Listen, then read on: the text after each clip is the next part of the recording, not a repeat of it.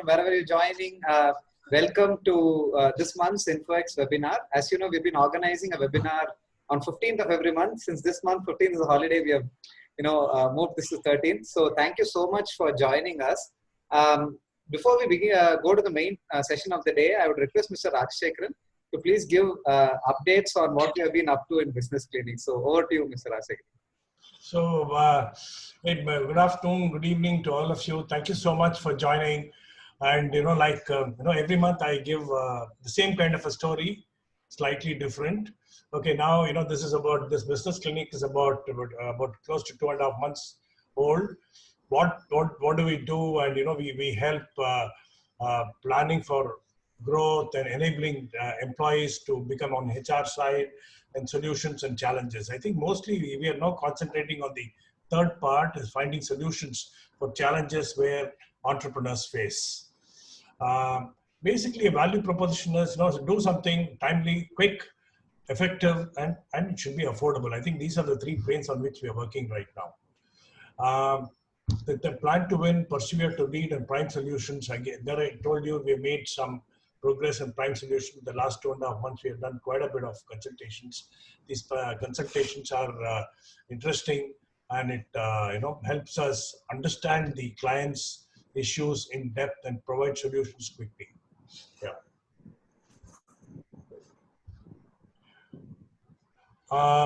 See how it works is basically what we do is we have a set of outstanding advisors in our team.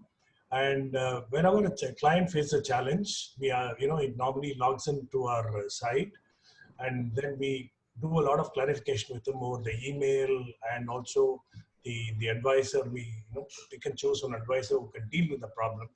After that, a lot of clarification goes up and down, and then internally between the advisor and the business training team, we have a huddle. Later on, we go for a consultation. When we do a consultation, it lasts over about 2 hours. At the end of 2 hours, we're able to shortlist very sharp actions and help with the client. After the consultation is over, at any point in time, he or she has any queries, we are happy to help them at any point in time. But we also insist on having periodic reviews on the actions what we agreed. Well, these are the various services where I won't go through it because most of it, it covers practically everything, a lot of areas, because the main reason as to why we have such a large bandwidth of services offered is because of the advisors. They can deal with literally everything. So we can offer an advice literally in any area. And that too, let me also tell you this with a caution. We are not here to give you large scale strategic advice. I think Ram and me keep discussing this. We are like a short haul flight. It is in small issues, small problems, get into it, help the client, provide a solution, and get out. That's what we are doing right now. Yeah. Some challenges what we have helped solve very recently. A chemical manufacturing company, wanted some strategies to improve their growth. What are the marketing actions which you have to take? Advice to streamline the manufacturing. One company wanted to know how to, because of the restriction and the timings and people, they wanted us to help them how to increase their productivity. One specialty clinic with the doctor, he had spent quite a lot of money in investing in the clinic. He wanted to improve the walk-ins. He was adopting a particular strategy through social media. He wanted us to audit it and help him select a good agency to do better. And then, consumer product, want us to help him in their launch strategy. Basically, they had everything ready, but what they should do, whether they should look at, width of distribution, depth of distribution, what they should do. A consumer product company wanted to relook at the distribution area, so we helped them. Chemical, supply and help in supply chain management. Basically, they found, they had an inventory levels of almost 5 months, and they found that they didn't know where to go despite having the best of the ERP solutions. So we intervened and we had a long chat with them, and we were able to provide them with some action plan. The software development company had a very good software, but for the last 12 years, we were able to sell only to 2 customers. So at a strategic level, we were able to tell them what to do, how to progress. I think these are some of the areas what we have done. Yeah. So the founding team is, you see me, Ram, and Anush. 3 of us basically run this. Is just about 2.5 months old. Yeah. And these are our great advisors. They have, I think you will know most of them. and on call whenever we need any help. We just give them a call and then see, does this help you? Will you be able to sort this out? And let me also tell you, some of the advisors say this is not in my bandwidth, I cannot do this. Please go and find somebody. I think that's a great thing. And we also tell the client that, I mean, an advice can be to grow and also to say that you're not doing well also. I think we do both. I think our advisors, put us on the right path. Yeah. So some updates, InfoX, the group has been started. We have a WhatsApp group where we have a combination of our advisors and our clients and prospects. Today we are going to hear Srinath talk about Win with Clarity.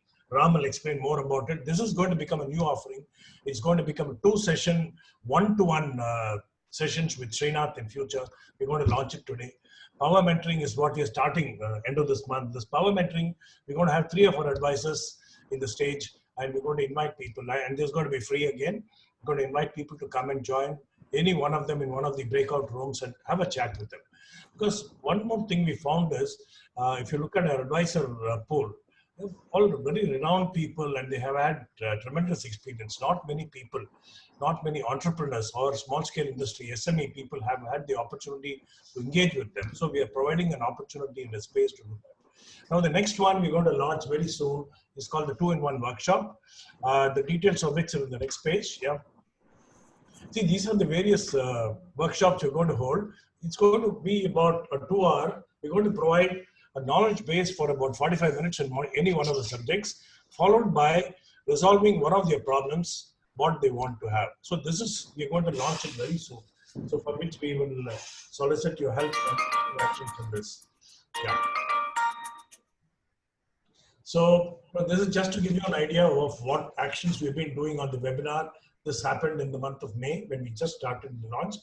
This was in June, Rajesh Srivastava was there. And then in July, Mr. Vaidiswaran, the legal and tax expert, was there. End of last month, we had Seva, Katul, and Muthu on this power mentoring. We called it crosstalk. We're changing it to power mentoring now. Yeah. And then Ram and me did a business planning workshop. Yeah. And then now we are on to Win with Clarity. So I think, we're end of this month, we are again doing a very interesting thing. It's going to be a power mentoring. Please come 31st August. Please note the date, 5 p.m. Chand, Ambika, and Manoj are going to spearhead this. We invite everybody to come to have a chat with them. So over to you, Ram. Take it on from here.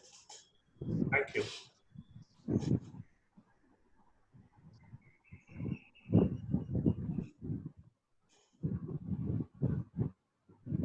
Ram, you're on mute, I think.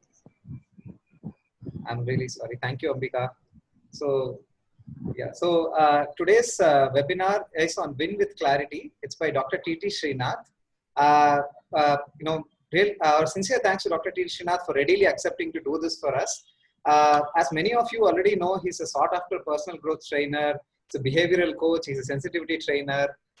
He's qualified sensitivity trainer from ISAPS, which is Indian Society for Applied Behavioral Science. He's also a postgraduate in HR from XLRI.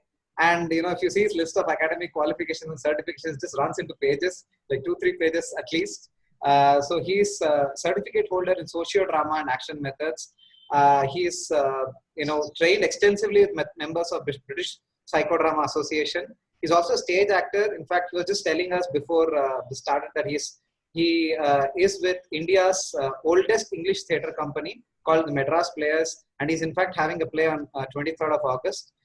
He's well versed in many methods, in some of which include Gestalt, different coaching methodologies, different methodologies of how to help people work on their behaviors and then work on deeper aspects of their self. He's also a columnist with Hindu. He's been writing for a long time now for them. He's an accredited master coach. He's also certified in so many other things. So and he has facilitated a lot of self-awareness workshops, building interpersonal relationships, developing teams. This particular Win with Clarity as an offering is a 2-session offering. Mr. Srinath will talk about the details of how it's built, and he'll also walk us through an experiential process.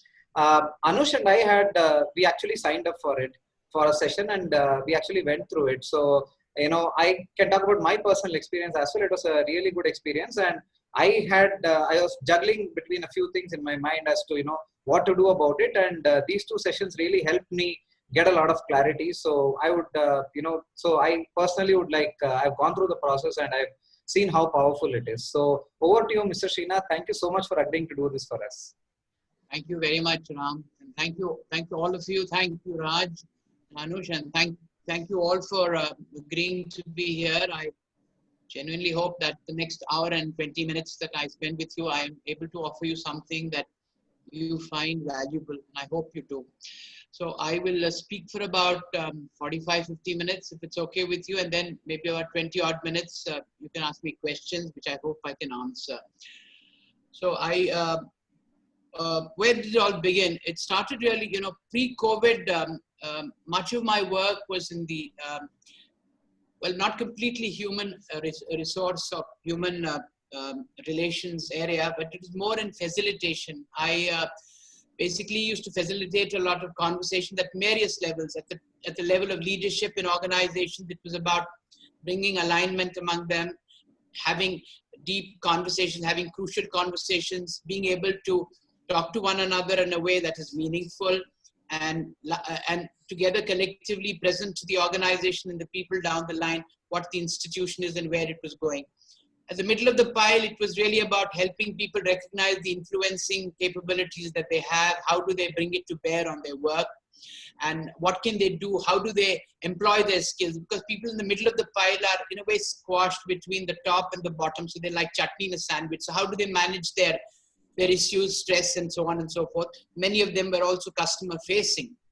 At the bottom of the pile, people like entry level, it was basically about bringing passion to work and understanding that, when I'm here, I have to do my best, give in my full. So this was the kind of processes that I adopted, and most of it was interactive, a touch and feel, personalized group settings. So all this suddenly found no acceptance once the COVID thing struck, because organizations could not invite me. I couldn't actually be physically present, and doing it on Zoom had its own complications. So this really hit me. I am part, as I was saying, part of this group called the Madras Players, which is the oldest English theatre group. We'd taken a play to the United States and Canada called Trinity, which is based on the life of three very eminent Carnatic musicians. And we were supposed to perform in 10 cities, America, Canada, and 1 and 9 in the US. We finished the Canada show, which was in Toronto. We landed in the US and this COVID thing struck and everything was cancelled. So we had to rush back. Somehow much of the cast was able to get back to Chennai, but my director and I and his wife, who was also in the cast, got stuck in America. Finally, I landed in Delhi the last night before the government clamped down on bringing in overseas planes. So I got into Delhi. I couldn't come to Chennai. They first put me for 14 days in a terrible quarantine facility because that was the first day. They had no clue. And thereafter, for 20 days, I located myself in another hotel. Finally, for about 35 days, I really spent time in a way in isolation, not knowing what the future is, suddenly finding the rug pulled from under my feet. And then Ram, my director, his wife, and I drove back in a taxi from Delhi to Chennai for 50 hours, just harrowing through the night. So during that 35 days that I was in Delhi, I started revisiting, talking to a lot of my clients. I've worked across the world and I worked in India with a lot of companies. So I called up a lot of clients and I said, what is happening? And most of them seem to say that I don't think we know what the future is, and I don't know whether we can rehire you for the work you've done in the past. So it's going to be difficult. So this set me thinking. Suddenly I found I didn't have employment. I didn't have a job. I didn't know what to do. So I asked myself, I sat down and I said, what can I do for myself? How can I revisit my own experience of the last 20 plus years, before which I was an entrepreneur. I belong to a large business family from the South India. We make prestige pressure cookers and stuff like that. So I spent part of my life with the family, and then as a consultant the last 20 odd years.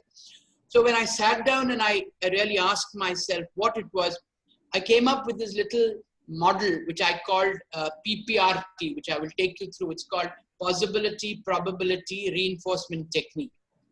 It's a kind of hybrid, a combination of many techniques which I believed would give me clarity. And I attempted it on myself. I attempted it on with several people, and somewhere a lot of them found there was a lot of meaning in it.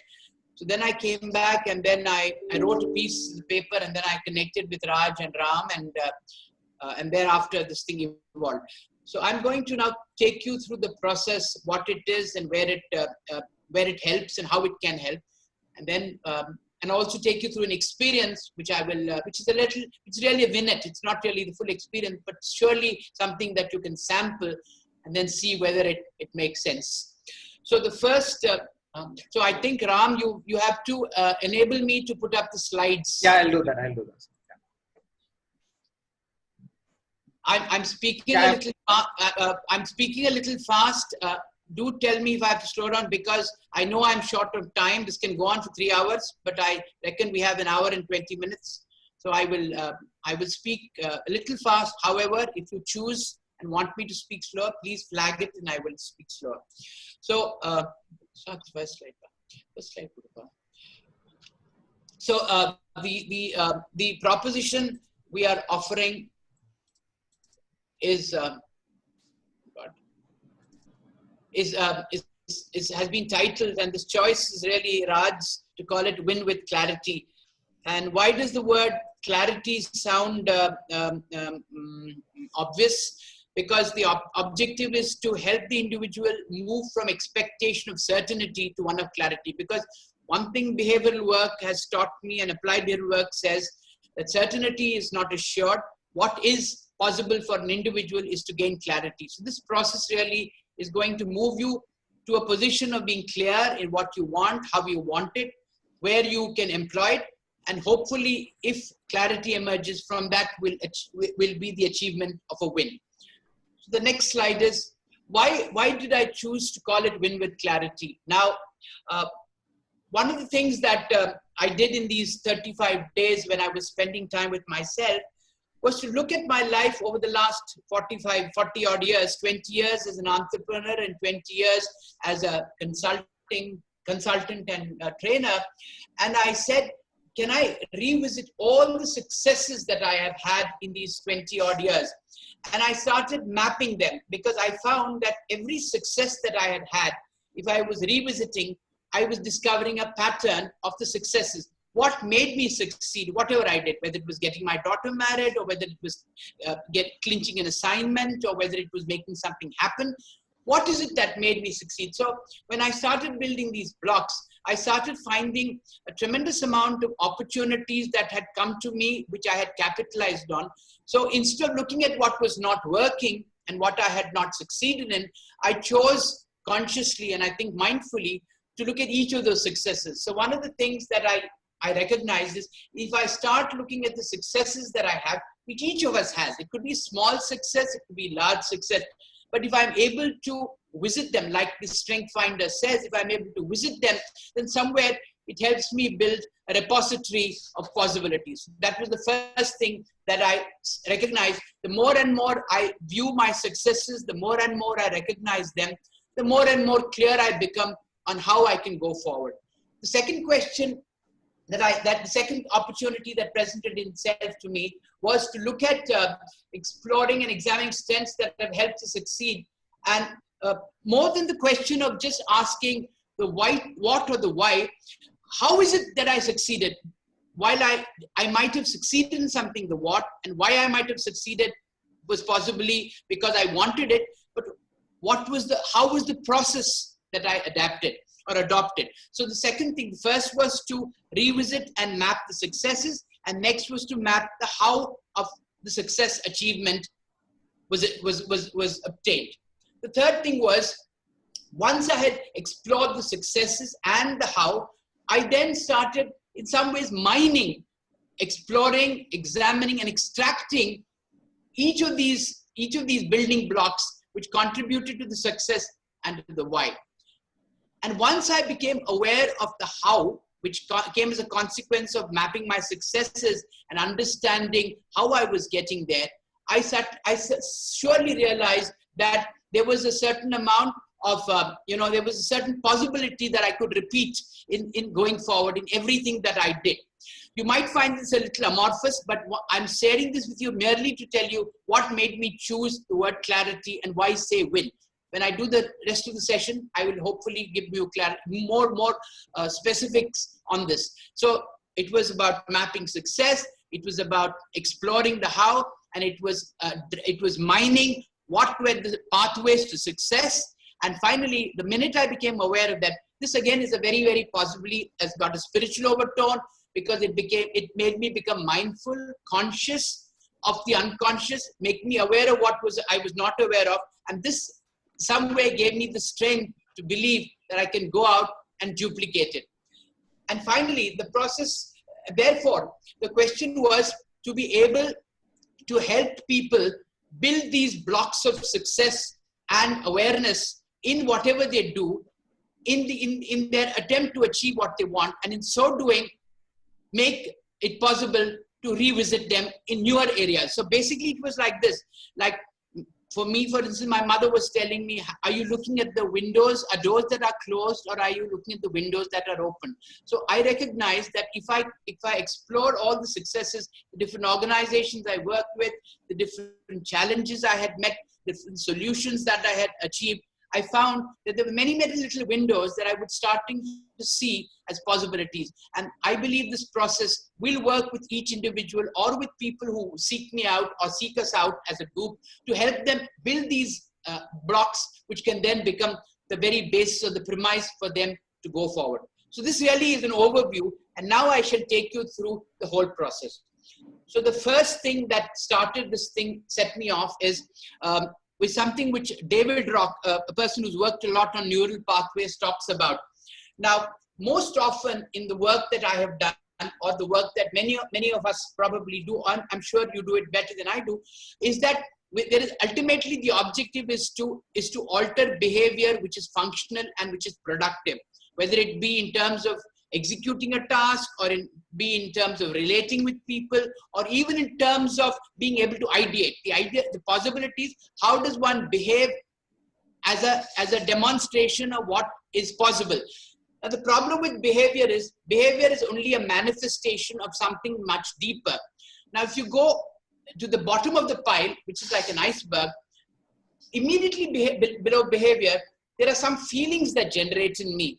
And so let me start at the bottom, which is in beliefs and needs. Now, the idea of this whole process, which I will take you through, the process of taking you through step by step to achieve where we want to go, is to first help people recognize the beliefs I'm operating from. Now, beliefs could be based on so many things, on experience, on value systems, on the background I have, on the kind of environment I come from. These are all there. So when we help the individual get in touch with his or her beliefs, through a process of inquiry, through a process of dialogue, we then next look at what is the need in the individual that has to be met or is being met. So when we are able to help each other, both the facilitator and the individual, to explore beliefs and needs, the minute you understand the beliefs and the needs, you automatically realize the beliefs and the needs, whether you're aware or not, raises certain thoughts in us, which can manifest as assumptions. Now, for instance, if you take me, when I was in Delhi, my belief was that I'm not going to get any work. So the immediate thought that came to me is that, I've become irrelevant, I may not be resilient. So this was the thoughts that started erupting in my mind, which was the consequence of the belief that I seemed to have then. The need in me at that point was to find economic sustenance. To make sure that it is connected and installed properly. Can you hear me? Yeah. Yeah, Mr. Srinath. So the belief in me was that I suddenly found that I may not be wanted. This was a belief.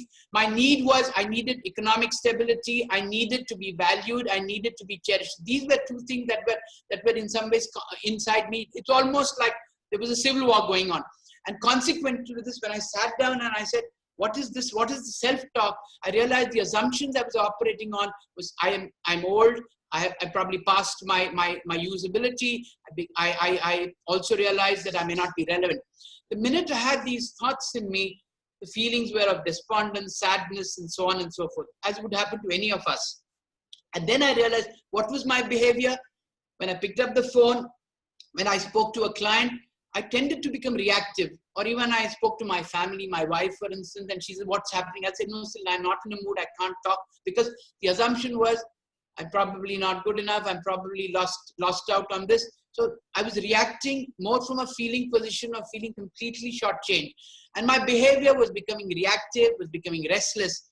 And this really is what David Rock says. So David Rock, the guy who worked on this, says that if you help people clean up the clutter of the beliefs and the needs, and consequently the thoughts alter, the feelings alter, the behavior also changes. There was a very famous book in the 70s which came out based on cognitive behavior therapy called Mind Over Mood, which said that ultimately it is the mind that impacts the mood and the mood impacts behavior. So this really was the model which I developed, not that I developed it, borrowed from David Rock to help me at that moment assess what was my behavior that I was demonstrating. Now, when I looked at that, and then I arrived at saying, I am a facilitator. I have facilitated for so many years. I have done this work. What is it I can do now? And then I came up with this acronym called CREATE. I said, what I can do for myself, first, of course, self-facilitating, and then those whom I work with, is to first explore with them what is the current reality. There is fact and there is fiction. Some of it is fiction, which is what we work most of our life through. Some of it is fact. So may I help the individual appreciate what are the facts of my truth? Now, if you took my position, the fiction was that the fiction that I assumed was I'm not good enough. I probably passed my prime. But what was the fact? The fact was people were telling me that we like your work. You have impacted us. Yet at this point of time, we do not know how we can employ what you have been doing in the past. So the reality was different from the fiction that I was experiencing of incompetence. The minute I allowed myself to look at my reality, which was to say that I'm valued, I'm cherished, I'm accepted, I have a certain prowess, therefore, what therefore are the alternatives? So the next thing is the CR is the help the individual understand current reality. The EA is to explore alternatives. So then I sat down and said, okay, I have a theater background. Can I bring theater to bear on the work I'm doing? Can I bring theater virtually? Can I, for instance, use music? Can I use art forms? I am going to use music at the end of this program. Can I bring art forms? Can I bring painting? Can I bring visuals? Can I bring that? So the several alternatives that I could use was what I worked on, the exploring alternatives. And the minute I looked at EA, which is exploring alternatives, I began to tap into the energy. What was the energy? The energy was that I have a lot of understanding of drama, body language, and understanding of mood and movement. Can I therefore tap into that energy? So I recognized that it was really, the word can be recreate, reincarnate, reinvent, but I believe that I was creating for myself the momentum, the possibility, and Gestalt, the language that it uses, says mobilization. I was mobilizing myself to be able to begin to perform and not allow dysfunctionality to continue to be in me. So this finally helped me arrive at what I call, next slide, is possibility, probability, reinforcement technique. Now, why have I used these words? Now, if you remember, there used to be a very famous preacher in the United States called Robert Schuller. You may have read a lot of his books. He said, tough times last, tough people don't. And he evolved this thing called possibility thinking. He said, if you think of possibilities in your life like a buffet, then you will be able, then you will make it probable. What he meant by is possibilities are like a buffet. You go to a restaurant, you go to a hotel, and you have this large buffet of offering. And these are the possibilities of foods that you can eat. Now, once you recognize the possibilities that are available to you and the choices that are available to you, then you say, okay, I've got an upset stomach. I can't eat black dal, but I can certainly eat yellow dal. And so on and so forth. I can't eat maida roti, but I can ask him make a tandoori roti, which is with wheat. I can't eat this, I can eat curd rice. So the minute you recognize the buffet, which is the possibility, you narrow it down to the probability of what you want to eat. And then again, using Gestalt, you mobilize yourself. You go and pick up a plate and then you take the food, which reinforces the belief that I can eat all this because I know this will agree with me. So the technique is very simple. You look at a possibility, You start, and as you know, Stephen Covey has said, I just shared it earlier, he said, two things happen in life. It first happens in the mind of the individual, and then it happens in reality. So the creating it in the mind is the possibility, exploring it is also possibility, and then making it happen is probability. So in this technique that we will be taking people through, we will create what is called, for want of a better word, in drama we call it surplus reality, which is what creative visualization talks of. Imagine it has already happened, and this we will do through role play, we will do through processes by which people will assume that I've got what I want. The minute I believe I have achieved it, there is a possibility that it gets reinforced. And this is where neuro-linguistic programming comes in, because it reinforces, you create anchors. So I call this technique possibility, probability, reinforcement technique. And the process it's completely experiential. While it is cognitive, it is based on solid research.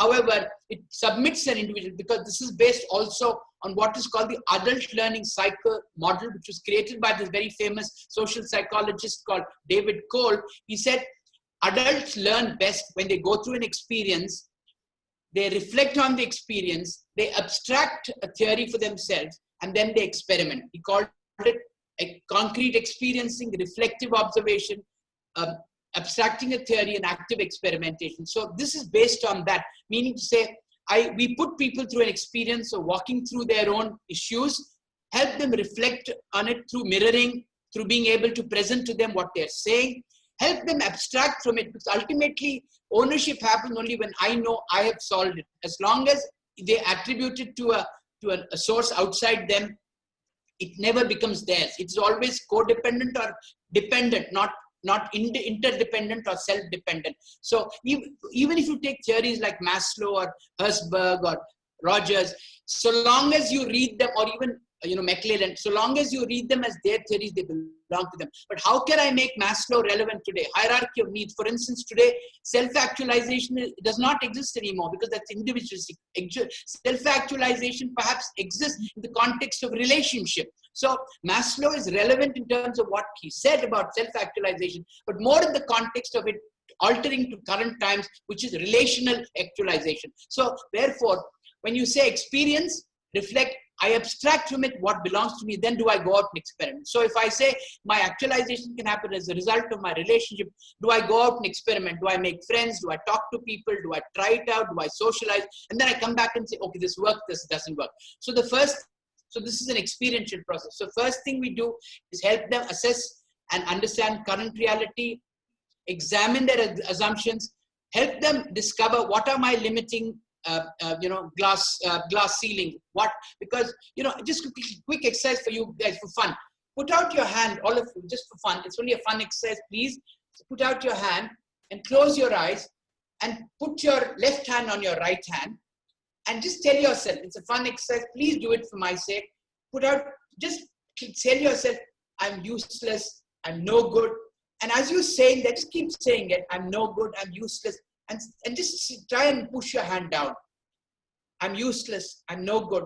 I'm really no good. I can't do a thing. Push your hand down. And now again, open your eyes. Put out your hand again. Close your eyes. Put your left hand on your right hand. Close it and say, I'm good. I'm very good. I am solid. I'm special. And push your hand down. And stop for a minute. And tell yourself, since we can't hear each other, ask yourself, when did the hand go down? When I said I was not good enough, or when I was good enough? One voice, when did the hand go down? When I said it was not good enough, or when I said I was good enough? One voice, please, any one voice. You said not good enough. It's beautiful. That's the point. The point is, when I say I'm not good enough, I actually give up. I stop fighting. When I say I'm good enough, I fight. So that's what it is. The limiting. So what positive psychology, which all of you know, says is that I do not have weaknesses. I have only self-limiting beliefs. Because the minute I say I'm not good, I stop fighting. The minute I say I'm good, I'm fighting. Because in my own assessment of myself, I know I'm good. But the fact is, somewhere I have chosen to limit myself in whatever reason. So the idea is to walk them through it and help them explore what is limiting me. And I'm using this example very simply, but even in a business context, even in a relational context, even in a social context, what is limiting me from getting where I want? And once I am aware of what is limiting me, and then I see clarity on what do I desire. So the objective is to move from recognizing what's limiting to me to what I need. Most often, I limit myself because a need in me is unmet. A need in me is unmet, and I've assumed that I cannot meet that need. Therefore, I start beginning to believe I cannot. The minute I recognize that the need in me can be met, provided I'm willing to bite the bullet, automatically I'm able to see clarity in the manner in which I wish to go forward. So once we're able to help people recognize their need, we then help them pursue it. So this need. Sorry? So once we help somebody recognize the need, we can help them find ways to get this need met. So this really is how the PPRT model works. I'm moving to the next slide. Now, you might wonder, I've said all this, is it amorphous? Is it based on some utopian idea? No.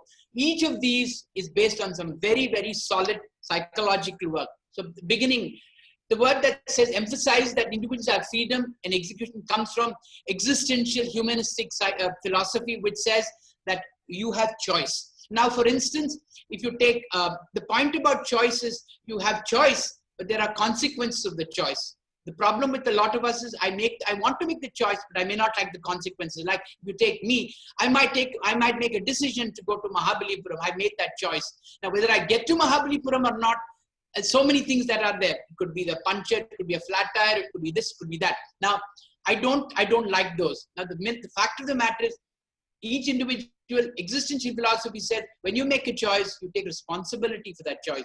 So when we walk people through it, we help them make a choice. We also tell them the responsibility which goes with making that choice happen is yours. So this comes from existential philosophy. The second thing which emphasizes context. Every situation has to have a context. In Gestalt, they call it figure and ground. There is no situation that exists that does not exist in a context if you cannot see it in isolation. So we help people recognize the context of the situation. We help them experiment. We help build awareness and mindfulness, and we look at here and now. So one of the advantages, and Mr. Sehwag, this is where your question came in about you asking me about the question about do we understand their problems.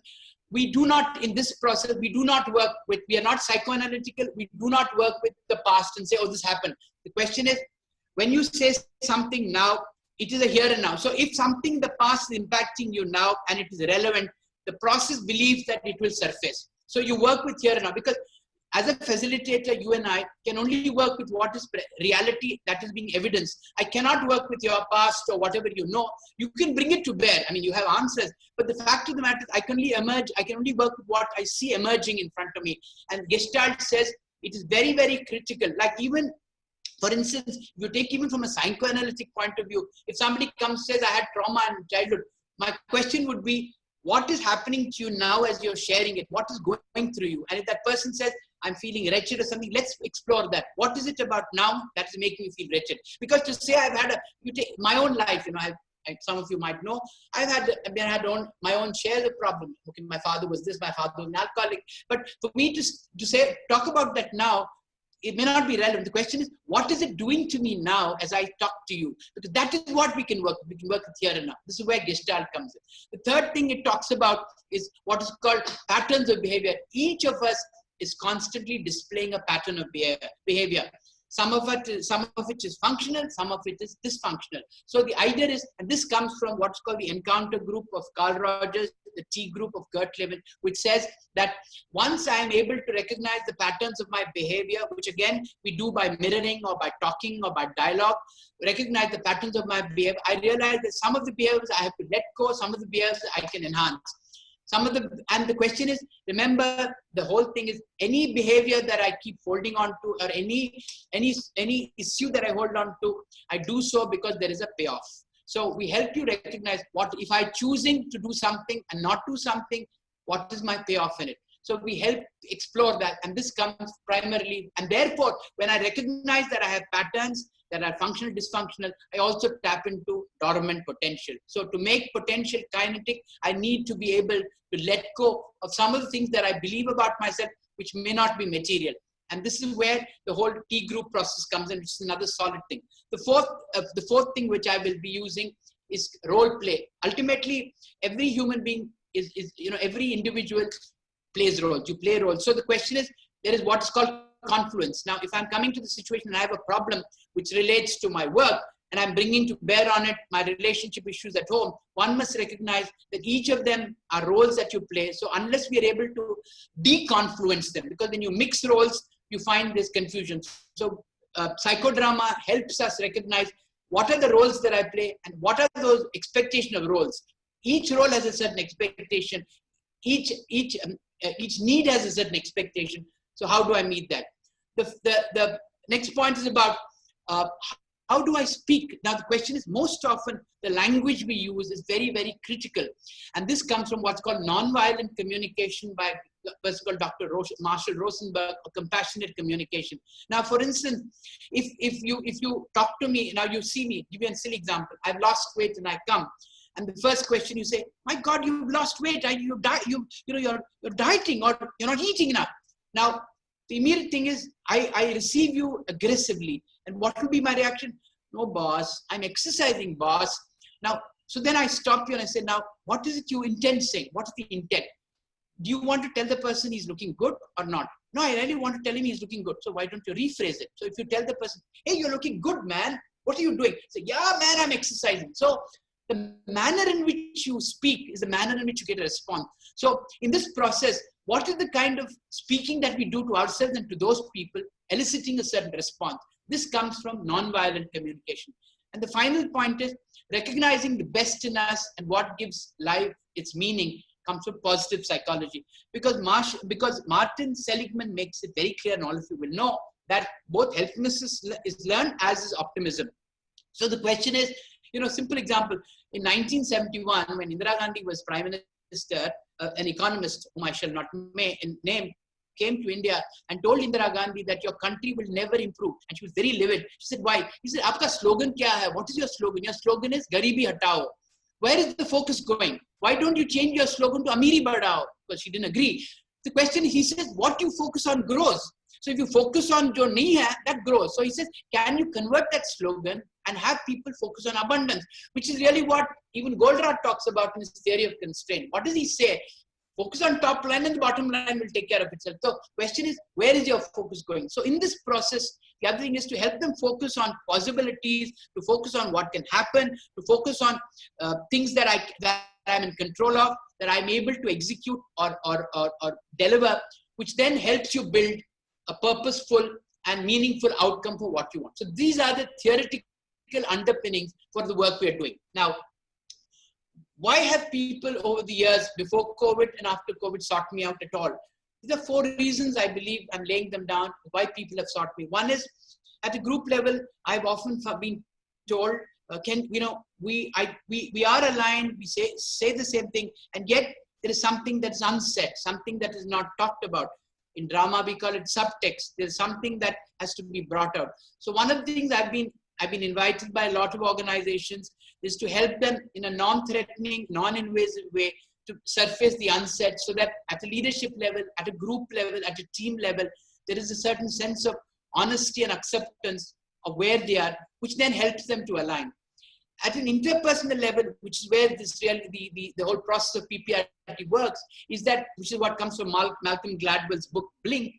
Ultimately, like Goldratt says, there is always one constraint. Don't look at the whole thing. Look at that one constraint. If you lick that, maybe another constraint will present itself. So if you thin slice, you can't eat a loaf of bread completely. You need to slice it. So the objective of this work that we're doing is to help people thin slice and to arrive at what is it that I immediately need met. When I meet that need, maybe another need will come up. So the idea that I've been invited by organizations, by individuals, by groups to help them thin slice and to therefore actionize, because you can only actionize priorities that can be immediately acted upon, that you can see. Like the old Chinese saying, You don't do a 1,000-mile journey by looking at the destination. You start a 1,000-mile journey by the 1 mile that you walk. So can I thin slice? Can I help you look at your immediate requirement and then build your blocks? And the third thing, because this work is deep and invasive, it's about what are the interpersonal dynamics. There are relationship issues, there are issues of colleagueship, there are issues of mutuality, there are issues of authority in organizations, of leadership, of challenges between superior and subordinate. So I've been invited, and I use this work in that. And the final thing, I think, many of you have been in leadership roles. I surely saw Mr. Sehwag was chairman of the board, and all of you, and certainly Mr. Mirmani and Coach Chan also. I know all of them. So I recognize leadership in some ways is a very lonely journey, and the higher you climb the pyramid, the more alone you are. So I think leadership, one has sought to be understood for who he or she is. What am I? I'm human. I have these issues. I'm only hacking my way through the forest ahead of everybody else, like a scout group. So can I be talked with? Can I be deeply listened to? Can I be helped to understand what is it I'm struggling with that I'm not able to communicate? So these are the couple of reasons why I've been sought out by organizations, by people, by individuals, by the collective. And these have been where I have used much of this work. And now I'm going to if you guys are ready, I'm going to take you through a vignette of this. Are you ready? One voice. Would you please submit yourself to a little experience? One voice. Yes? Okay. So now, since I don't have the luxury of being able to talk to you directly, I'm going to put up the slide and I'm going to ask you a few questions. And I want you to close your eyes and reflect. And again, the two criteria that I request that you follow is the here and now. Whatever is emerging for you now as you sit in wherever you are and coming to yourself, I just want you to examine it. Watch it like you would watch clouds. Let the thoughts come and go, but please examine it, right? So the first slide that I'm putting up. So as you're sitting where you are, close your eyes and tell yourself, what am I telling myself now? What is the self-talk? Whatever it be, whether it be about life, about your job, or about your, what you're going to do next in the evening. What am I telling myself? Just ask, just get in touch with that. What kind of conversations am I having with myself?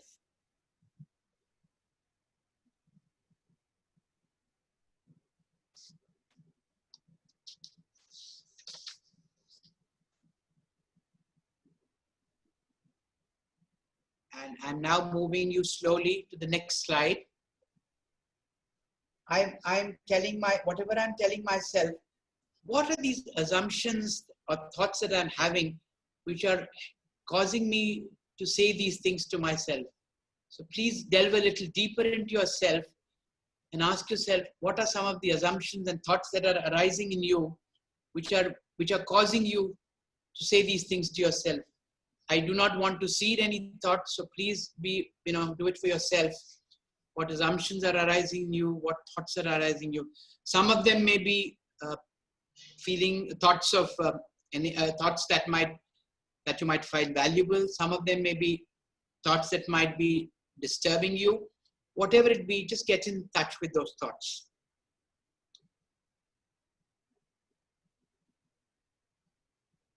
And now I'm moving you to the next slide. Now, based on these thoughts and assumptions, I'm experiencing a certain pressure in me. Now, if I will role model for you, the thought that came, I'm telling myself, am I making an impact? Am I reaching you? Am I convincing? This is what I was telling myself. And the assumptions I seem to be operating on were that, am I articulate? I have this image of myself of being a very good speaker. Am I speaking well? Am I speaking slowly? Do they know what I'm saying? Am I being too, over-ambitious? These are some of the assumptions. And consequently, the pressure I'm experiencing, almost like a pressure to perform. I'm experiencing, am I doing a good job? Will I be valued at the end of this little experience? Will people say that, oh no, you've done a good job? So these are some of the things that I'm experiencing as pressure, even as I'm sharing with you as I'm sitting here. So what are the pressure that you might be experiencing? If it is a joyful pressure, good. If it is not, what kind of pressures are you experiencing in yourself? And now I move to the next slide. What do I seem to be asking myself? I'm telling myself that, I want to do a good job. Are people understanding me? This is the self-talk. The assumptions are that I have this image of myself. Are people listening to me? Am I being understood? The pressure is, can I get across? I want to get across. I wish I can. So what I'm really asking of myself, in some ways I'm demanding. I'm saying, you better be convincing. You better be good. You better be sharp. You better be intelligent.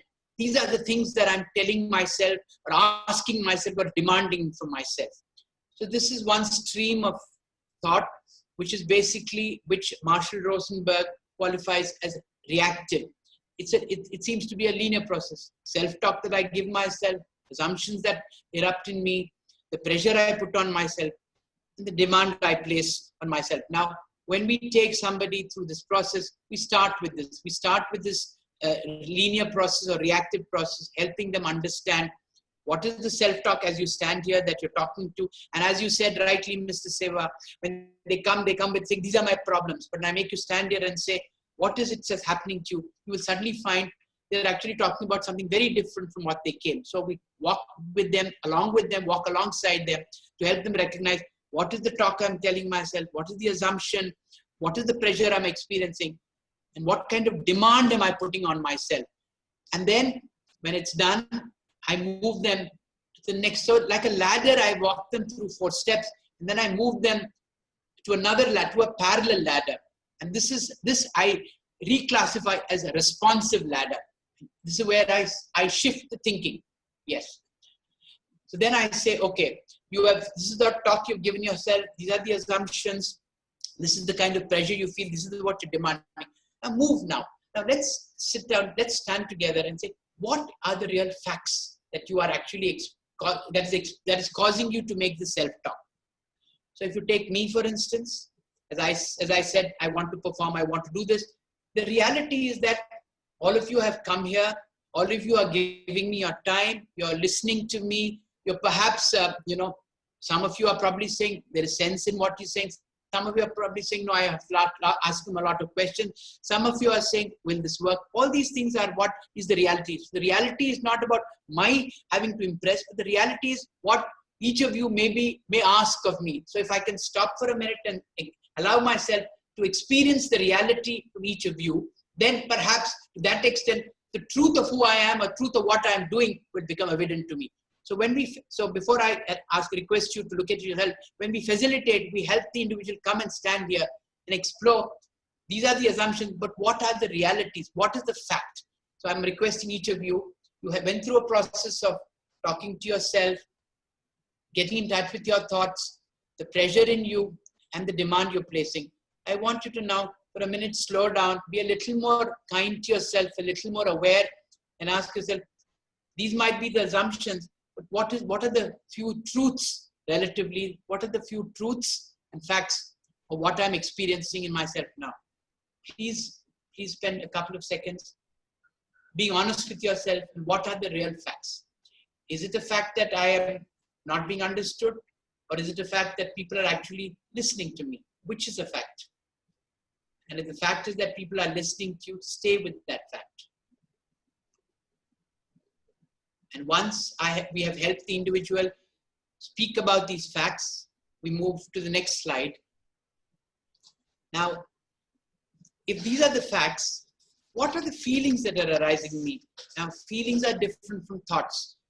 Thoughts are cognitive, they have a base, they have no base. But feelings are what's inside me. Now, the feelings that I'm experiencing in myself, as I shared with you, that maybe people are listening, maybe people are curious, maybe people are valuing me. The feelings are, I feel respected. I'm only sharing what I'm experiencing. It could be different for each of you. I'm feeling respected. I feel valued, and surely I do, because when I came on, there was Ambika there whom I've known, and I have great fondness for both her in-laws and for her husband. So there was Manoj, whom I'm seeing after a long time. He may not remember me. So there's a feeling of saying I've seen an old friend. He was here with the Adaya Park. I hope he remembers that. So, and then there was, of course, Raj and Ram. And and of course, Mr. Krishnan said he's read my column. So there's a feeling of being valued. So there's a feeling of, being centered. So this was the feeling that I was experiencing in me. Now, each of you, as you get in touch with the facts of who you are or what you are, what is it you're feeling? Just get in touch with them. And now I move you to the next slide. Now, if these are the facts of my life and these are the feelings I'm experiencing, if my feeling is one of being deprived, what need, as I'm standing here in me, is not being met? If it is a feeling of joy that I'm experiencing, what need is being met? So if I take a feeling of, at this point of time, for myself, or take a business, anything, take my business is doing badly, my need is for security. My need is to be assured that, whatever I'm doing will revive my business. My need is that I have these 3 or 4 decisions to take. Do I close something? Do I start something? Do I use as much money as I have to run out the time? Could be one. These are needs that I want met. For me at this point of time, what is the need? One need that is being met surely is the need to be valued. The need that is not being met in me, not being met in me is, I'm also seeking this process to be able to monetize it, to be able to earn from it. So my need for financial comfort as a consequence of doing this work has to be met. Can it be met by this process? Which is where I'm asking myself. And when I get in touch with the feeling of not having this need met, I feel scared. I'm getting a little restless. I'm also getting a little anxious that, with every passing day, with business slowly diminishing, will this need for financial security be met? Will it not be met? If you take my home, I have an old mother. My need for her to be well, my need for her to be safe, my need for my wife and children to be safe, my need to feel that I will not be infected, my need for surety that COVID will not inflict my family, though many people I know have been met. So these are the needs that in me are yearning to be met. Now, the next, therefore. So once I recognize the need in me, I therefore need financial security. I need to reduce the anxiety in me. I need security. I need my mother to be well. I need my children to be well. These are some of the needs that I have now recognized as erupting in me. Therefore, if these are the needs, what possibilities can I create for myself? So then, this is where we come in. So at this point of time, so I will take myself as an example. So my need for financial security has to be met. And this is what I desire in me. And each of you have your own desires. So how do I go about it? So if I was facilitating myself, what would I do? Okay, what are the ways in which I can monetize my work? One is I can write to clients. Number 2, I can do webinars like I'm doing now. Number 3, perhaps I could go onto Instagram. Perhaps I could also start writing a blog. So these are 4 or 5 things I can do to make my presence felt.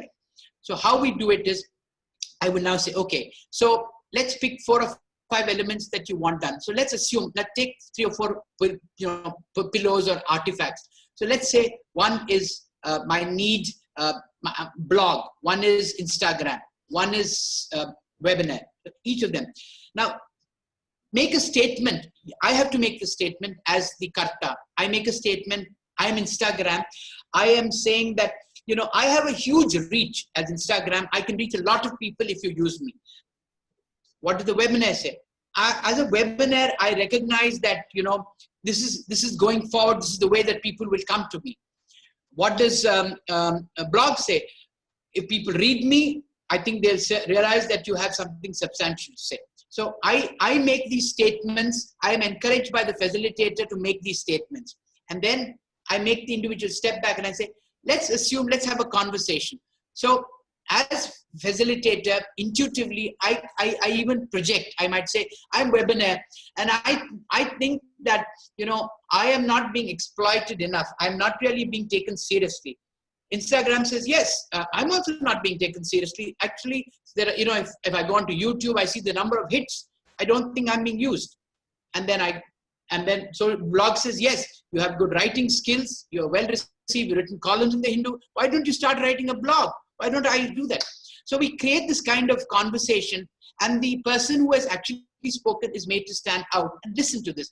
And afterwards, we make this person sit down and say, how are you being impacted by all these possibilities? And then the individuals will probably say, I see, I don't see, whatever it is. Then we say, okay, what would you ideally want? So the individual might say, ideally, I want to be able to make 1 lakh of rupees a month. That's it. I'm not interested with Instagram. I want 2 lakhs of rupees a month. That's it. Okay. If this is what you want, now let's sit down and write down what are the steps I can take. Now, what is the time frame? Well, I want to start making it in the next month. Okay. Let's say 30 days. So let's now put block after block. In the next 30 days, what are the 4 or 5 things I can do to see signs of it happening? And then we sit with the individual and help them monetize or make reality of these things by perhaps writing it or talking about it. And then after it's done, we now say, so when are we going to check in with that? So I, as a facilitator, or any of us, the facilitator, say, 1 week from now, can I talk to you and find out what are the steps you have taken to move this forward? And you offer yourself to be with that individual, walk along. This is where perhaps coaching comes in. You help that individual to explore. Now, every time you are available, so while we do it, and why 2 sessions? The first session, it works on the Kurt Lewin model. The first session of 2 hours is about unfreezing, helping the person understand where he is, what he is. I did it with you very fast, but the first session is really spent on sedimenting, on bringing the individual to where his or her reality is. And the second session is when we walk them through this. So over these 2 sessions, between the first and second session, we also have the individual sit down, explore, examine all these things that have happened in my life that I'd like to crystallize. And the second session, the individual comes and we help them walk through this. At the end of the session, we say, can we revisit this with each other 1 week from now or 15 days from now in any manner that you want? Yes. We go back after 15 days, sit with the individual and ask the person. Again, we mirror back. In that session, we simply mirror back. The belief is, and this is where I think we have to understand, this will not give you solutions. It will not give you answers. It will only help you gain clarity on where you want to go. It will help you thin slice from this large variety buffet that you have or what you need now. Because if you can thin slice it and bring it down, if you can chunk it down to what you want. Let us meet this need. Let me meet this requirement now and then move forward. This is what this process will help you do. We'll create the possibility in the form of many options. We create the probability of few of them happening or some of them happening. And then we walk with the individual to kind of dialogue with them. Now, will it happen? Will it not happen? Is where ultimately as a facilitator, your integrity is very important. You have to be able to stand up and ask that person, are you willing to bite the bullet? Now if he says, no, I tried, it didn't work. Now wait, you said it didn't work. Did it not work or did you not work? Did not want it to work? These are confrontative questions you have to ask them. And then if an individual says, I can't do it, point is to say, can you not do it or do you not want to do it? And if you are not doing it, what is the payoff you're getting? Oh, well, the payoff is I have this image, people, if I go, if somebody says no, how do I? So the point is, I don't want to hear no. So let's face that truth. Let's face each of the truths that we are either, which is our shadow, which we are not facing, or which we do not want to address. The possibilities when we help the individual recognize these truths, somewhere the individual will gain some clarity, but ultimately to the individual who will have to go out and experiment. So this really is the model on which this thing works. And finally, perhaps we can go back to what Seligman asks these 2 questions when we close session 2, is to say, what are the 2 things from whatever we've spent over these 2 sessions, what are the 2 things that you wish to preserve in you that are enabling? Write them down. What are the 2 things that you want to enhance in you that you see as helping you achieve what you want? write them down. And can you use both these, what you want to preserve, what you enhance, as something that you can capitalize on? So with this, in a way, we conclude. Now the question is, so in this process, I would probably play music, I might show a painting, and sometimes I also help them create what's called a vision board. When I come to this thing, how do you want to go about it? I tell them in session 2, bring half a chart sheet, bring colorful magazines, and we make them create a vision. So when you visualize it, and then we play the elements. I want a house, so you put a house picture. I want this, I want that. We convert the house from inanimate to animate by giving it a voice, by making you give it a voice. I want a house which has got this, like this, it's got so many rooms, it's got this, that, so on. I want a factory with 50 people. I want a turnover 50 crores. I want so many products. So we create this. The point that I'm again making is, as Stephen Covey says, if it creates in your mind, it creates on the floor. And this comes from very simple, it comes from what Kennedy said. In 1963, when he said, before the end of the decade, I want man on the moon. Even for 63, in fact, in 61, 62, when Yuri Gagarin is just about gone, nobody ever imagined that in 1969, on the 14th of July, Neil Armstrong would walk on the moon. Kennedy was not there. So that it crossed his mind. And this is where it's spiritual, this is where the unconscious, the way Jung comes into play. The collective unconscious is so powerful that when I visualize, and even something like somebody like Paulo, if you believe, if you genuinely want it, nature will contrive. We have to create that belief system in the individual to recognize that there are possibilities. As long as you have it in your mind, you can materialize it. This is where we have to, as facilitators, ensure that the person starts believing. It is about ultimately something as simple as what Shirdi Baba said. Ultimately, it is faith and patience. Do you have faith in yourself and in what is possible? Do you have patience? And it's not about patience with other people. You have patience with yourself to stay the long haul, and with patience with the outcome. So if you can adapt patience and faith, it's possible. So the idea is to, at one level, to get people to start feeling it's possible. The other thing is to make it happen for them by their own volition and their own effort. So I'm just going to play you a song which has stayed with me for many, many years. It's an old Andy Williams song. It's an English song. Just listen to the words, and then I'll close, and then I'll come back to talk to you.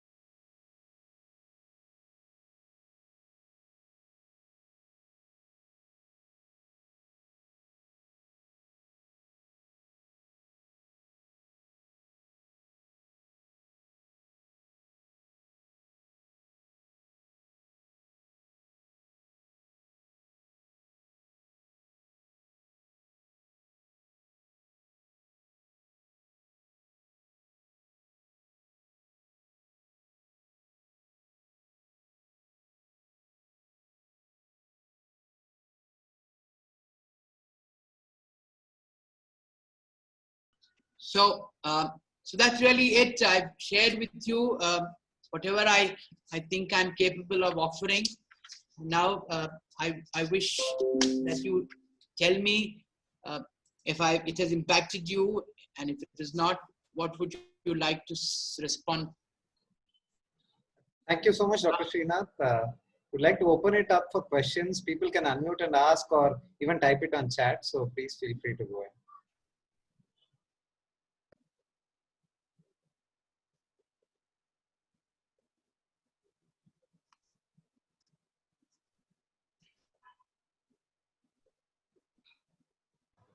Mr. Srinath, by the time the first question comes, there are a few questions that were submitted from the time of registration.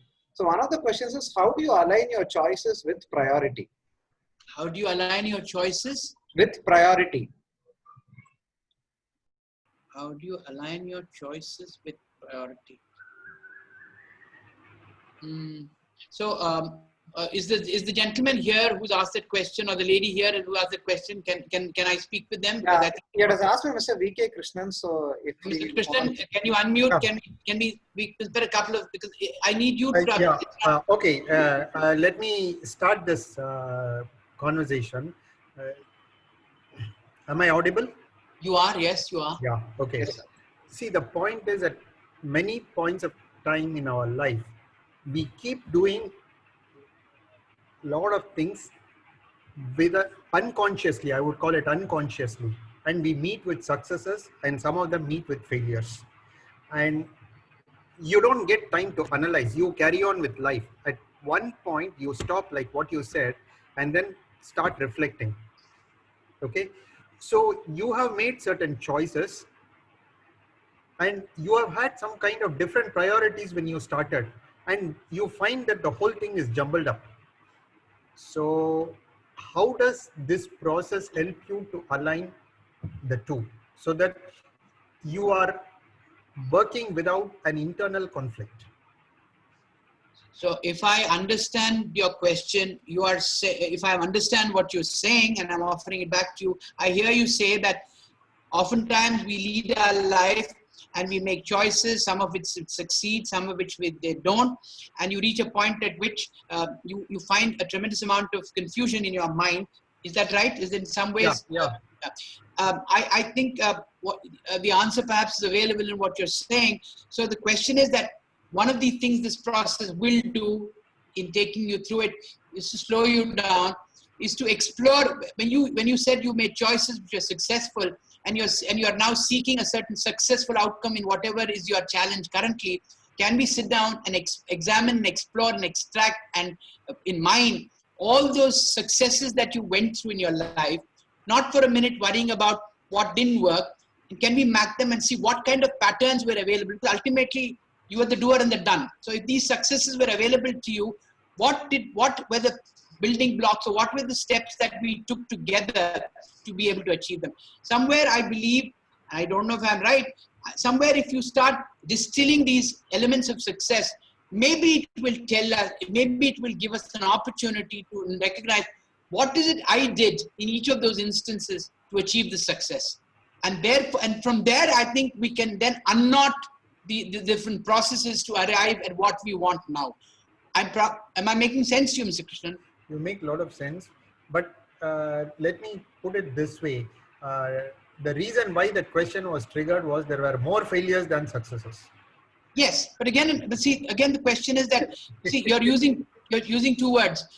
I just want to offer this back to you. You're saying you are aware there were successes, but you're recognizing there were a lot more failures, right? So for a minute, I just request, like the Buddhists say, I wish that you bracket the failures, and can we explore what are even if there are 4 successes, what were the 4 successes?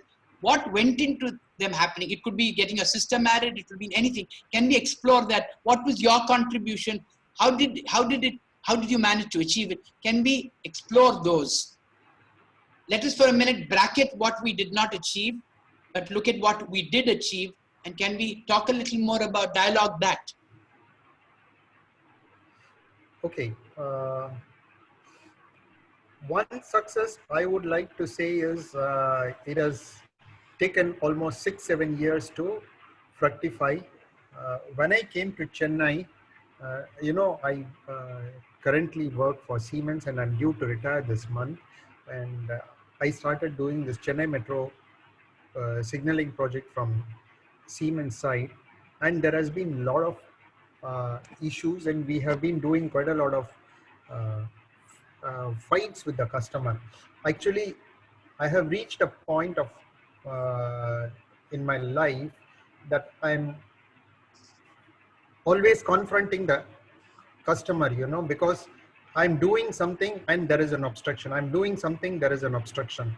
And with lot of persuasion, lot of grit, lot of paperwork, even to the extent of engaging a lawyer, going for arbitration. And the day the arbitration was to commence, the previous night, the customer came for a truce and we signed an agreement. And that day it was a 100 crore agreement. That is one of the biggest successes I've had in my career.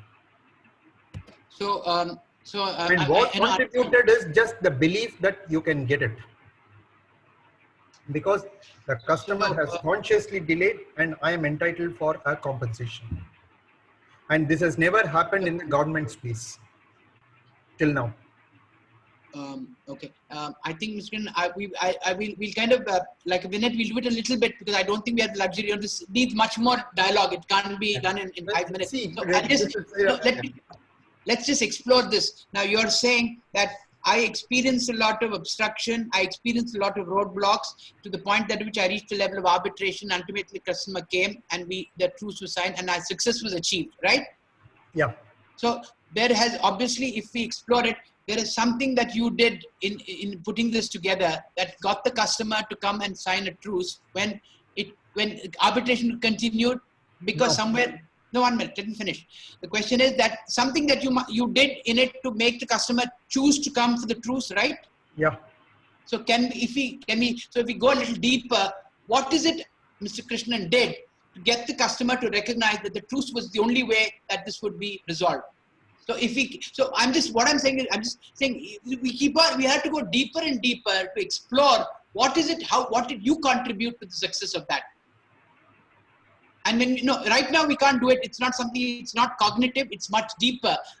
If you and I can walk this together, we'll surely find somewhere a certain pattern in the manner in which you got what you wanted out of it because of what you brought to bear. That is what we will have to dredge out from it. Okay. I can only say some processes, transparency, certain things I did was right. And what I did, I didn't hide anything to the customer. What I said was, I need to be paid and you need to be prepared for it. And this is exactly what happened. And all the time this was happening. Yeah. So if I alter ego it's an open confrontation. It's an open confrontation in a meeting. But it took a lot of time. So if I alter ego for you, if I become your Antaratma and I speak, I am Krishnan. I don't know what happened positively in this, but I underwent a lot of stress. Yes, I appreciate. No, the point I'm making, Mr. Krishnan, is I surely think there is a lot more. There's a lot more meat in what you're saying right now. But the point is, right now what you've said. We will have to walk this together. We'll have to talk about this much more to understand. There is surely something that you've contributed. Right now you're saying, I don't know what I did right. But surely, let me tell you, at the bottom of the pile, there is the truth of who you are. Now you use 2 words, my transparency, my honesty. Now, let's go back and see what is it about you that was transparent that made the customer accept. What is it about your honesty? No, I'm just saying that this is the process. The process is to explore, to kind of mine those elements that made it happen. And when you recognize 3 or 4 of them in the various instances, you will recognize there is a pattern of who you are, which is what got you the success. And then if you look at what did not cause the success in the various instances, these patterns were not available there. Okay. So I'm leaving it now because I think it's a much larger exercise. But to simply answer your question, the question is, you're saying, how do I make choices on the priorities? My request is, can we slow down? Can we start examining mindfully what is it I did right that helped me make the right, that helped me achieve what I want, and build from that rather than looking at what I did not achieve. That will help me know. The priority will come when you recognize what you did right and therefore got what you want. Because you will want to repeat it. Yeah, thank you, Mr. Krishnan and Mr. Srinath. There is a question from Chitra Ravi. Chitra, do you want to unmute yourself and ask? Yeah, sure. First of all, I want to thank Srinath for such a wonderful session. I want to tell Srinath that his mother was my primary school teacher way back. So, Sushila ma'am so well. I run an educational organization for which she's contributed as well. Yes, I know you. Yeah, yes, of course I know you. Yeah, right. Yeah, great. GNR and I were in XLRI together. Yeah, I know. Yeah. So I wanted to just ask a simple question. I thought it resonated so well with so many things that we feel.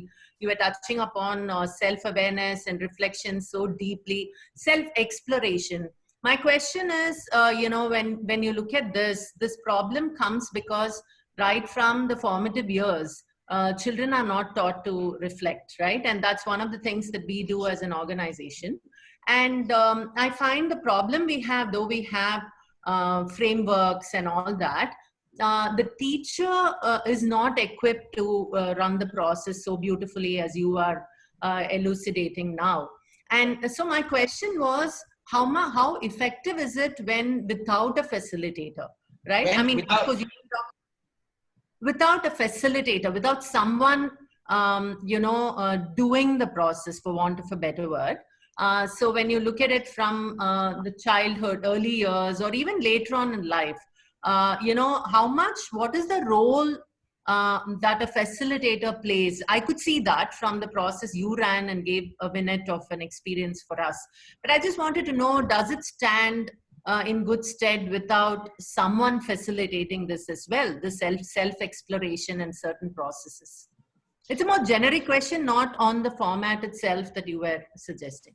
Yeah, so if I can respond to you, Chitra, let us assume that out of this bunch of teachers, there is one teacher who you put through this process. The ultimate, the objective of the process is to ultimately be self-facilitated. And you understand what I mean? You ultimately, the individual can only make shifts or whatever the individual wants to do if the person believes that my shift will help me be more functional and more effective. And only if I facilitate myself. Now, how does one help one become self-facilitated? By helping the individual recognize one of the reasons I think in my experience that I have never been self-facilitated in situations that I found distressing is because I was tending to look at all that may go wrong, or the fear and the anxiety that is clouding me. Mm-hmm. So one is to remove the sting of the pain that goes with self-facilitating, to help the individual start recognizing what is it that I have, what is it I've done right? What is it that how did I generate those feelings? The minute I recognize that both the good and the bad feeling that I've generated within myself are a consequence of who I am and what I have done, then I can start choosing to celebrate more of these enabling experiences in me. And that will help me. See, ultimately, it has to be teased out from me. I am frightened to do a lot of things because I've come from a background, a teacher has come from a background, which is probably where there has been no mutuality, there have been devaluation. There might be many things that have impacted my life. How can you expect me to come to the school today and become complete somebody I'm not? Because that has been the large part of my life. So unless you help the individual go back to what are these beliefs and needs in you that over the years have been blocked or corrupted or limited or in some ways disappeared, can you rekindle them? Then the individual starts recognizing that no, if I can pursue this line, perhaps I will be more enabling. Because I'm not happy doing what I'm doing, and yet I don't know where to go because I don't know any other way. It's the only way I've lived my life. Right. So the technique will equip you. So the idea also in the technique, Chitra, as you beautifully are, the technique is the end of 2 sessions, maybe 1 session on a conversation, is to help the individual become completely independent and interdependent, not so much dependent on the other. You know what I mean? So the idea is the individual should begin to believe that I have solved this issue for myself, not that it has been solved for me. Right. And that is what I can assure you we have done. You can talk to Ram or something. Ultimately, you have to reach a point at which with the individual, for the individual to recognize that I have choice, I have the ability, I have to take responsibility for what I'm doing, and I cannot run away from that. The minute I choose to run away from that, I have lost my own sense of personal integrity. How much are you willing to face the mirror for yourself? Which is what we help the individual recognize without being offensive, without being abrasive, without being in any way hurtful. Do it with care, yet confront the truth. And I genuinely believe if you can get to the depths of the individual, like with Mr. Krishnan, if you can get to the depths of the individual, you will start looking at things that you did right, that worked for you. And you will want to enhance them rather than look at all that which was dysfunctional. Right. To give you an example, Thank Chitra, John Small, like for instance, much of my life, my father was an alcoholic, and I know it was a very aggressive kind of childhood. But today I've reached a point where today I'm who I am. Now the question is, do I wish to continue to be the way my father, or have I learned from that to alter the way I choose to live? And yes, I do. Right. My sister-in-law, you may know her, Shanti Ranganath, is a classic case. She comes from a family where her husband was an alcoholic. She was only a BA. Today, she's a Padma Shri nominee. She has set up the TTK hospital to be able to convert alcoholics into non-alcoholic. She's run the school in Manjakudi, all because she decided that I do not want debilitating processes to interrupt my life. I wish to grow as a human being. And that is where we work with the individual, in this instance, to help the individual rise from, like Phoenix rise from where he or she is to where he or she can become or go. Amazing, amazing. Thank you, Srinath. Thank you so much. It was such a pleasure being here today. Thanks, Chitra. Mr. Srinath, I know you said you have a hard stop. Do you have time for a couple of questions, or should we? I must confess, I have to go for rehearsal. It's another 15 minutes because my play is at 7 o'clock. Sure. I think we'll let you go then. So thank you so much for. But do take questions, and I don't know whether. But remember one question, Ram. No question can be answered cognitively. Like Chitra asked, and like Krishna, we have to dialogue this. Otherwise, it will be a very cognitive. It will be a very blasé kind of response. Yeah. Unless I speak to you and you speak to me, I will not know how to answer the question. Yeah. So while you can put them on chat, if anybody wants, we must get into a conversation. And Mr. Birmani, I just want you to remember me. I came and did work for you when you were in Adyar Park. How have you forgotten me? Not at all, sir. You are from one of the most famous families in Chennai. There's no way we can forget you. Thank you very much. I remember you from those days. It's been over 20 years. I'm in Gurgaon, NCR now. Good to see you. Good to see you again. But good to see you, and we shall be in touch, sir. Sure, surely. So, guys, quickly, a kind of word from any of you, or Ram or Raj or anybody, please. It will be nice to hear what you'd like to. So I'd like to also inform people that anybody who wants to actually go through this process in greater detail for themselves, please feel free to contact us. It just takes 2 sessions, like Mr. Srinath said, of 2 hours each, 1.5 to 2 hours each. And he has done it for more than 120 plus companies, including some of the top CEOs, etc. So please feel free to reach out to us in case you are interested in getting this done for yourself or for anybody in your company or in your friend circle, etc. Mr. Rajasekharan wanted to say something, sir. Thank you so much, Srinath. I think it's great and a lot of very good interactions. Thank you all for attending. I think it's been great. And let me remind you, please be with us 31st evening, 5 p.m. for the power mentoring. Please join. Ask a lot of questions from our advisor. They are eager to share with you whatever good they know. Thank you very much. Bye. Goodbye. Thank you so much, Mr. Srinath.